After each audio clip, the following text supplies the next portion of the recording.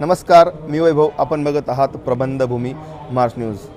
आपलं ऑफिस असो, मोठ्या मोठ्या इमारती असो किंवा आपलं स्वप्नातील घर असो, या घराला बाहेरून बघण्यात जेवढं सौंदर्य हवं असतं तितकंच सौंदर्य आतून देखील हवं असतं. आणि ते सौंदर्य आपल्या घराला देण्याचं काम करत असतात इंटिरियर डिझायनर. तर याच इंटिरियर डिझायनरमध्ये मालेगावात एक इंटिरियर डिझाईन या ठिकाणी उभारलेली आहे. तिचं नाव आहे साक्षी पद्नानी. मालेगावातील राजधानी कपड्यांचं जे शोरूम आहे संजय पद्नानी त्यांची मुलगी साक्षी हिने इंटिरियर डिझाईनचा कोर्स केलेला आहे आणि ती आता मालेगावात तिने या व्यवसायाला स्टार्टअप केलं आहे. नमस्कार साक्षी, काय सांगशील तू जे काही या क्षेत्रामध्ये उतरले त्याबद्दल काय सांगशील तू? हेलो, नमस्ते. फ़र्स्ट ऑफ़ ऑल मैं बस इतना ही बोलना चाहूँगी कि जो इंटीरियर डिज़ाइनिंग फ़ील्ड है वो बहुत ही इम्पॉर्टेंट है लोगों के लिए. लोगों को लगता है कि हम ऑनलाइन भी फ़ोटोज़ देख के पूरा डिज़ाइन कर सकते हैं अपना घर. तो ये बात सही है कि ठीक है, आप ऑनलाइन भी आजकल बहुत नॉलेज अवेलेबल हो गया है, आप बहुत सारे फ़ोटोज़ देखते हो, लेकिन उस फ़ोटोज़ को एक स्टाइल में डिफ़ाइन करके सबको प्रॉपरली मिला के आपको एक स्पेस देना जो फंक्शनल है, जो आपके ज़रूरतों को पूरा करे, वो हमारा काम होता है पूरा. काय सांगशील, तुला या क्षेत्राची आवड कशी निर्माण झाली?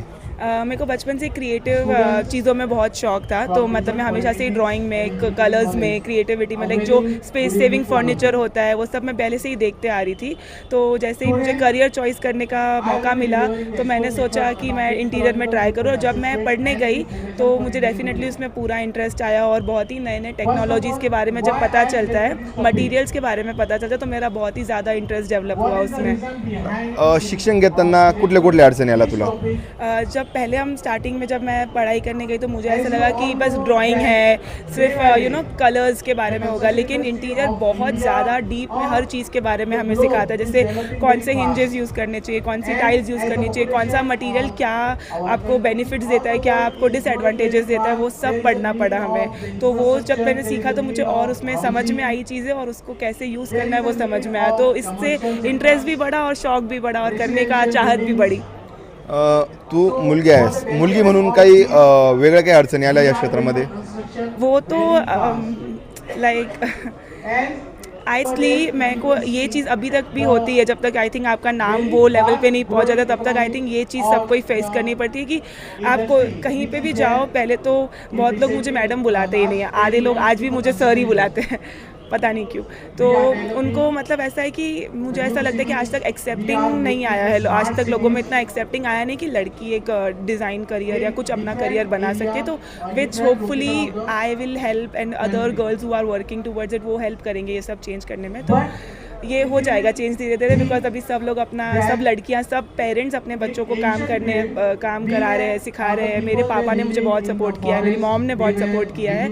तो आई थिंक सबके पेरेंट्स अभी सपोर्टिव हो रहे, ओपन माइंडेड हो रहे. तो होपफुली ये एक चीज़ चेंज हो जाएगी. बट ये स्ट्रगल आया है, बट आई थिंक ये सब हो जाएगा धीरे धीरे चेंज, हम लोग मिलके चेंज कर लेंगे. तुमच्या वडिलांची अशी काही इच्छा होती की माझ्यासारखी हिने देखील आपल्या बिझनेसला पुढे ग्रोथ करावं, अशी इच्छा होती काही की मग तुझी आवड होती म्हणून त्या क्षेत्रात म्हणून तुला सपोर्ट केला, की त्यांची इच्छा अशी होती की तुला जे आवडेल तेच करायचं? नहीं, पापा का हमेशा से यही था, जो मेरे बच्ची का मन होगा वो वही करेगी. तो उन्होंने हमेशा स्टार्टिंग से ही मुझे पूरा सपोर्ट किया है. ना ही उन्होंने कभी मुझे कोई कॉलेज चूज़ करने में क्वेश्चन किया, ना मुझे काम करने में क्वेश्चन किया. जो भी मैंने चूज़ किया उन्होंने 100% सपोर्ट किया, जो बहुत ही प्रिविलेज्ड हूँ मैं जिस चीज़ के लिए. तो मैं बहुत ही थैंकफुल हूँ अपने पेरेंट्स को. मुंबईसारख्या शहरामध्ये तुझं शिक्षण झालं आणि मालेगावासारख्या शहरामध्ये तू बिझनेस चालू केला. म्हणजे मालेगाव काही लहान शहर नाही, ते मोठं आहे, पण मुंबई खूप मोठं शहर मानलं जातं. मायानगरी म्हटली जाते मुंबईला. कोणी आयुष्यात स्वतःला पैसा कमवायचा असेल तर मुंबईकडे पहिली धाव घेत असतो, पण तू मालेगाव निवडलं, काय करण्याचं? मेरा ऐसे था कि जिस जगह पे हम लोग हैं और जहाँ पे डिज़ाइन का ज़रूरत है वहाँ पे हम शुरुआत पहले करें. ऐसा नहीं कि मुझे बॉम्बे में काम नहीं करना है, कहीं और काम नहीं करना है, मुझे पूरे इंडिया में काम करना है, बाहर भी काम करना है. बट मालेगांव से शुरुआत इसलिए कर रही हूँ मैं क्योंकि मुझे ऐसा लगता है यहाँ पे डेवलपमेंट का ज़रूरत है. मुंबई ऑलरेडी काफ़ी डेवलप्ड है, तो वहाँ पे डेवलप्ड सिटी को और डेवलप करने से पहले मैं अपने सिटी को डेवलप करना चाहती हूँ. तो इसलिए मैंने मालेगांव स्टार्ट किया. प्लस पापा ने अपना डेवलपमेंट पूरा यहाँ पे किया है, तो मैं चाहती हूँ कि साथ में हम लोग यहाँ पे पहले बड़े आगे और फिर आगे का देखें. नक्कीच. काय सांगशील इंटेरियर डिझाईनमध्ये? आता मालेगावातील एरिया म्हणजे एक ग्रामीण एरिया येतो, त्यामध्ये आता कुणाला जर आपलं स्वतःचं स्वप्नातील घर बांधायचं असेल त्याला नक्कीच वाटतं की आपलं इंटेरियर जे आहे ते एकदम व्यवस्थित व्हावं. आता सध्या ग्रामीण भागांमध्ये तर कोणी इंटेरियर डिझायनर लावून कधीच काम करत नाही. जे कॉन्ट्रॅक्टर जे सांगेल त्या पद्धतीने सर्वजण काम करत असतात. नक्की त्यांना काय सांगशील तू? एखादा समजा इंटेरियर डिझायनर जर त्या ठिकाणी अपॉइंट लावला आणि त्या ठिकाणी काम होईल आणि जे रेग्युलर काम होतं त्यामध्ये काय फरक असतो? मैं बस इतना कहना चाहूँगी कि कॉन्ट्रैक्टर भी बहुत अच्छे काम, मतलब ऐसा नहीं कि उनको नॉलेज नहीं, उनको मुझसे ज़्यादा पता होगा, मैं ऐसा कहूँगी, क्योंकि वो पूरा स्टार्ट से लेके एंड तक पूरा टेक्निकल डिटेल्स पढ़ते हैं, पर हम डिज़ाइन के बारे में पढ़ते हैं पूरा. तो भले ही एग्जीक्यूशन आपको कॉन्ट्रैक्टर बहुत ही अच्छा करके देगा, पर अगर मेरे साथ मिलके आप काम कराओगे तो एक डिज़ाइनर के साथ अगर आप कोई चीज़ एग्जीक्यूट कराते हो तो उसमें फ़र्क तो आना ही है, क्योंकि हम लोग बारीक से बारीक चीज़ें, बारीक से बारीक रिक्वायरमेंट जो होती है क्लाइंट की, वो पूरा हम लोग ध्यान में रख के डिज़ाइन करते हैं, और हम लोग खुद कॉन्ट्रैक्टर के साथ मिलके फिर वो चीज़ को एग्जीक्यूट करवाते हैं. तो कॉन्ट्रैक्टर का काम एग्जीक्यूशन होता है. आप उनसे डिज़ाइन कराओगे तो वो ऑब्वियसली एग्जीक्यूशन पे ज़्यादा ध्यान देंगे, डिज़ाइन पे उतना ध्यान नहीं देंगे. हमारा मेन फोकस डिज़ाइनिंग होता है. तो आई थिंक हम जब साथ में काम करते हैं तो रिजल्ट्स बेटर होते हैं डेफिनेटली. नक्कीच जर नाशिक जिल्ह्यातील लोकांना तुमच्याकडून इंटेरियर डिझाईन करून घ्यायची असेल त्याच्याची तर काय तुला संपर्क कसं करतील ते काय सांगशील? मैंने आपको सारी कॉन्टैक्ट डिटेल्स दे दी है. आप मुझे इंस्टाग्राम पे फॉलो कर सकते हो, वेंड बाय साक्षी फतनानी मेरा इंस्टाग्राम पेज का नाम है. आप मेरे को ईमेल कर सकते हो @wendt@sakshifatnani@gmail.com पे, या फिर आप मुझे कांटेक्ट कर सकते हो मेरे कॉन्टैक्ट नंबर पे 8767915795 पे. आपण साक्षीशी चर्चा केली, परंतु आपल्यासोबत आता साक्षीचे वडील आहेत संजय फतनानी सर. सर काय सांगाल?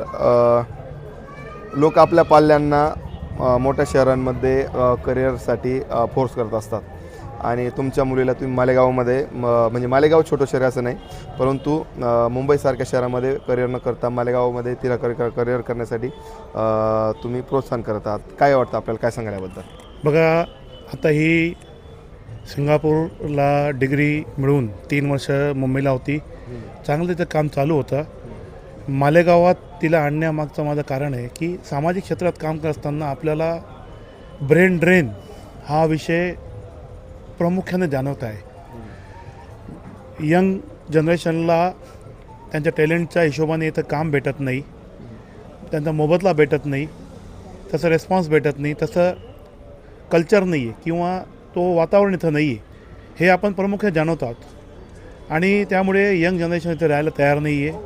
परिणामी प्रत्येकाला एक मुलगा एक मुलगी किंवा 2 मुलं ते बाहेर गेल्यामुळे इथला जो त्यांचे जे पालक आहेत एक तर राहत नाही किंवा ते शिफ्ट होऊन जातात, आणि यामुळे ब्रेन ड्रेन तर होतोच आहे, शिवाय खूप मोठ्या प्रमाणावर आपल्याकडचे पालकसुद्धा इथून पलायन करत आहेत. पलायन म्हणजे एका हिशोबाने ते एक मूव करत आहेत. आणि ही गोष्ट जेव्हा आपण समजत आली, आपल्याला समजली, आपण बऱ्यापैकी कॉलेजेसला जाऊन, शाळांमध्ये जाऊन किंवा इतर सामाजिक क्षेत्रात आपण जाऊन हा विषय आपण घेत आहोत.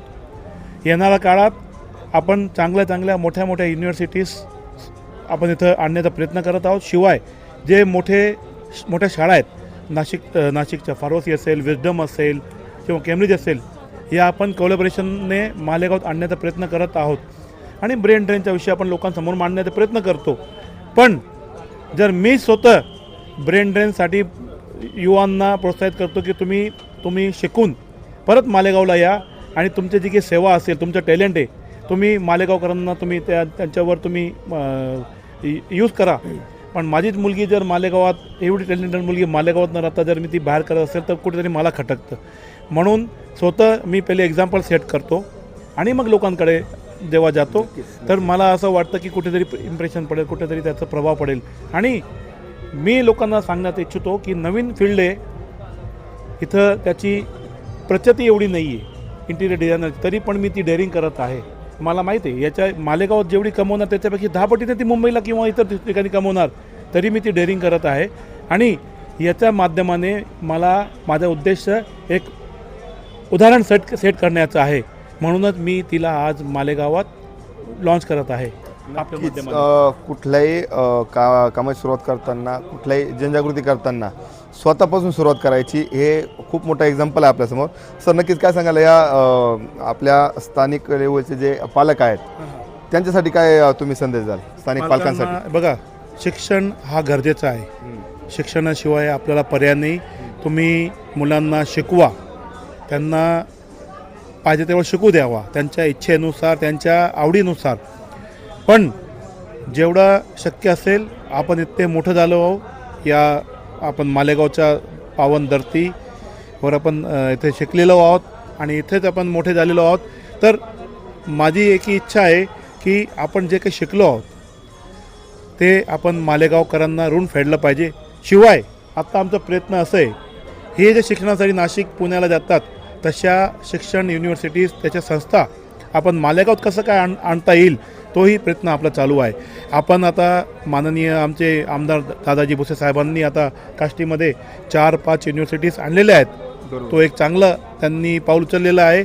आत्ता जरी तिथं 1500-2000 विद्यार्थी शिकत असतील, पण येणाऱ्या काळात आज 5 युनिव्हर्सिटी सांगितल्या तर कमीत कमी तिथे 10 ते 12,000 15,000 विद्यार्थी शिकायला येतील. तर हा एक ट्रेंड मालेगाव लवकरच एक शिक्षण क्षेत्रात मोठा नाव त्याचं मालेगावचं होणार आहे निश्चितच. आणि आपण मीडियाच्या माध्यमाने सुद्धा आपण प्रयत्न करावे, हा ब्रेन ड्रेनचा विषय आपण धरावा आणि लोकांपर्यंत पोहोचवावा. कुठली आपली इमारत असो, आपलं कार्यालय असो किंवा आपला स्वप्नातील घर असो, या घरातील इंटेरियर डिझाईन साक्षीला नक्कीच संधी द्या. ती तुमच्या घराला नक्कीच एक उच्च प्रतीचं इंटेरियर डिझाईन करून देईल. प्रबंध महाराष्ट्र न्यूजसाठी वैभव पवारसह मी वैभव भांबर, मालेगाव.